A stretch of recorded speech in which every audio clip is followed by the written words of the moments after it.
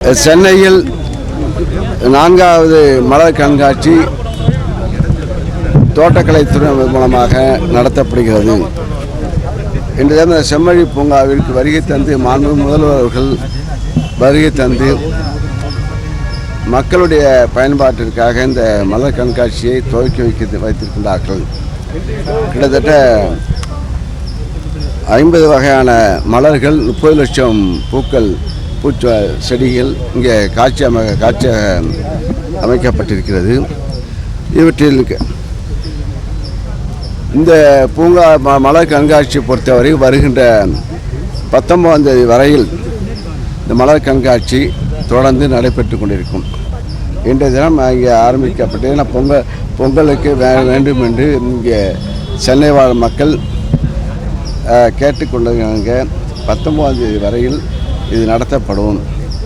அதற்குரிய நடவடிக்கை எடுத்துக்கொண்டிருக்கின்றோம். சார், கடந்த ஆண்டு கூட எப்படி இருந்தது? இந்த ஆண்டு என்ன மாதிரியான சிறப்புகள் செய்யப்பட்டது? அதை விட கூடுதலாக என்ன பண்ணிருக்கு? கூடுதலாக மலர் கடந்த ஆண்டு 20 லட்சம் மலர்கள், இப்போது 30 லட்சம் மலர்கள் கொண்டு அமைக்கப்பட்டிருக்கு இந்த கண்காட்சி. இது சிறுவர்கள் முதல் கொண்டு பெரியவர்கள் வரையில் இதை காணக்கூடிய ரசிக்கக்கூடிய ஒரு வகையில் அமைக்கப்பட்டிருக்கிறது. இது கிட்டத்தட்ட 20 வகையான வடிவங்களில் இது அன்னப்பறவை, ரயில் போன்ற ரயில், அதே போல் ஆமை, படகு, வண்ணத்து பூச்சி, இதயம், இது போன்ற அமைப்பை 20 அமைப்பை சார்ந்து இது மலர்களால் அலங்கரிக்கப்பட்ட இது அமைக்கப்பட்டிருக்கிறது. இது மக்களுடைய மனதை கவரும். இது முதலாக ஆரம்பிக்கும் போது கிட்டத்தட்ட 44 லட்சம் பேர், அதை 44,000 பேர் இது கலைவாண அரங்கில் பார்த்தார்கள்.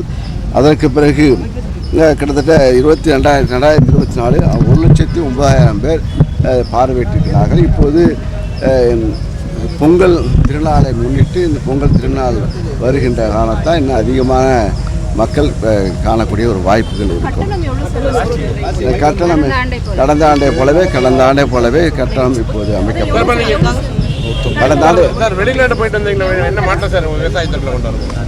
பார்வையிட்டு வெளிநாடு போயிட்டு வந்தீங்களா? ஒரு மாற்றத்தை இந்த எதிரில் அமர்ந்துள்ள காட்சி அவர்களுள்ள கலைஞர் நூற்றாண்டு பூங்கா வெளிநாடு சென்று வந்தவுடைய அடையாளமாக இருக்கிறது. அதே போல் வேளாண் துறையிலும் இது ஒன்றிய மாற்றங்கள், புதிய மாற்றங்கள் கொண்டு வருவதற்குரிய நடவடிக்கை நாங்கள் உருவாக்க இருக்கிறோம். கட்டணம் இப்போ நிர்ணயிக்கப்படும், அறிவிப்பாங்க. கடந்த ஆண்டு எவ்வளவோ அது இந்த பட்டியலில் சொல்கிறோம். ஓகே, நன்றி, ரொம்ப நன்றி.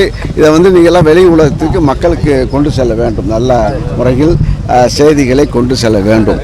ஏன்னா மக்களுடைய இந்த சென்னை மக்கள் அதிகம் பீச்சை விட்டால் வேறு வழி இல்லாமல் கிடகாரத்தான் இது போன்ற ஆர்வம் இந்த இருக்கின்ற கலைஞர் நூற்றாண்டு பூங்காவே அதிகமான மக்கள் நாங்களே எதிர்பார்க்கவில்லை. அந்த அளவுக்கு மக்கள் தினந்தோறும் வந்து கொண்டிருக்கிறார்கள். ஆக பொழுதுபோக்கு அம்சமாக இந்த மலர் கண்காட்சி ஊட்டிக்கு செல்லக்கூடிய, நீலகிரி சென்று பார்க்கக்கூடிய அதே குளிர் பிரதேசத்தில் எப்படி அமைந்திருக்கின்றதோ அதே போல் இந்த சென்னையில் இந்த செம்பழி பூங்காவில் காட்சியகப்படுத்திருக்கு. நன்றி.